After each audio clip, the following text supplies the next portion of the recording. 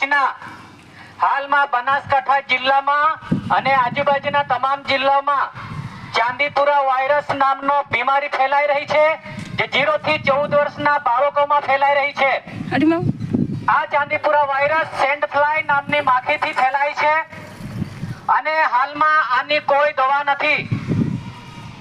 0 થી 14 વર્ષના બાળકોમાં કોઈ બાળકને તાવ આવતો હોય, તાવ આવ્યાની સાથે ખેંચ પણ આવી શકે, બાળક અર્ધબેભાન પણ થઈ શકે અને જે જગ્યા પર મચ્છર કરડે હોય એ શરીરના ભાગે લાલાશ પડતા ચાઠા પણ જોવા મળે.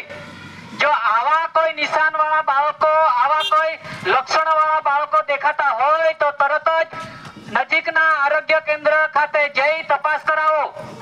તમારા બાળકોને તંદુરસ્ત અને સાવચેત સલામત રાખો. ખાસ કરીને ઘરની આજુબાજુ પાણી ભરાયેલા ખાડા ખાબોચિયાને પૂરી દો. નક્કામાં